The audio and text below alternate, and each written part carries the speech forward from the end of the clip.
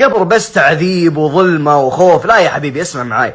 المؤمن إذا دخل القبر تأتيه الملائكة فيسألونه 3 أسئلة فيحسن الإجابة، فينادي مناد من السماء ويقول: أن صدق عبدي. عندها يفسح له في قبره مد بصره، يتوسع لك القبر ويحول إلى روضة خضراء، ويفرش له من فرش الجنة، ويلبس من لباس الجنة، وينور له في قبره، ويفتح له بابا من أبواب الجنة فيرى الجنة، ويأتيه من نسيمها، ويشم من مسك الجنة، ويقول: ربي أقم الساعة. يبغى الساعة تقوم من جمال المنظر اللي قاعد يشوفه. حينها يبشر برضوان الله عليه، ويبشر بأنه في الجنة خالدا فيها أبدا.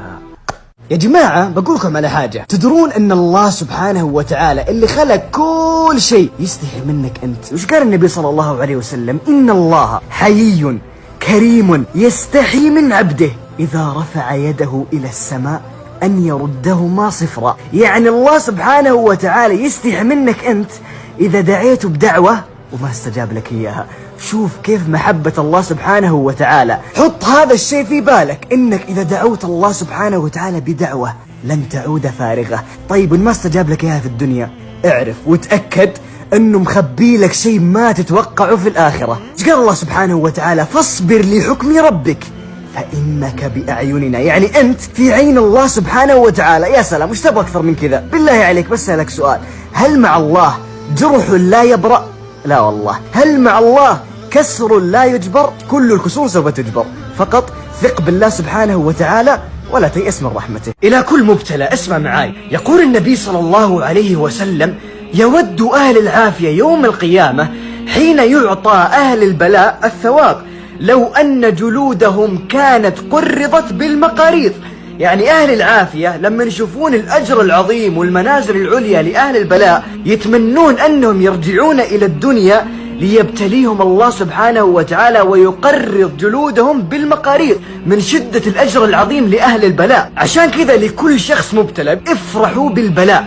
ترى أنت لما تبتلى الله سبحانه وتعالى يرفع قدرك في الجنة ويكون لك منزلة عظيمة في الجنة، وفوق كذا يكفر ذنوبك في الدنيا. واللي أحسن من هذا كله اللي هو محبة الله سبحانه وتعالى لك، لأن الله إذا أحب عبدا ابتلاه. يا سلام، والدنيا هذه وش نهايتها؟ موت وخلاص وانتهي هذا البلاء. لكن الحياة الأبدية في الجنة لما تشوف منزلتك ومكانتك العظيمة في الجنة بسبب صبرك على هذا البلاء في الدنيا. السلام عليكم. تخيلوا معي هذه اللحظة يوم القيامة والناس متجمعين عند باب الجنة يستنون الأبواب تفتح، فيأتي النبي صلى الله عليه وسلم فيطرق باب الجنة فيرد رضوان ويقول: من أنت؟ فيقول النبي محمد صلى الله عليه وسلم: أنا محمد. فيقول رضوان: بك أمرت ألا أفتح لأحد قبلك. عندها تفتح أبواب الجنة ويبدأ نور الجنة يأتي على وجوه الناس فيدخلون الجنة، وتستقبلهم الملائكة في الجنة وتقول لهم: سلام عليكم بما صبرتم فنعم عقبى الدار. صبركم على كل شيء في الدنيا هذه النتيجة الحين. وأعظم موقف في الجنة عندما يكشف الله الحجاب فيرون الله سبحانه وتعالى ويقول لهم: قد رضيت عليكم اليوم فلا أسخط عليكم أبدا. يقول الله سبحانه وتعالى: ثم السبيل يسره. يا سلام، اسمع معي. الأصل في كل شيء يصير في هذه الحياة هو اليسر. ترى المصايب والابتلاءات والمشاكل والهموم اللي جالسة تجينا ترى هذا شيء مؤقت، بعدها راح يروح. حط في بالك ان هذا الشيء ما راح يستمر، عشان كذا لا تحزن ولا تقلق. شوف الدمعة هذه اللي نزلت من عينك يوم من الأيام سيبرئها الله سبحانه وتعالى.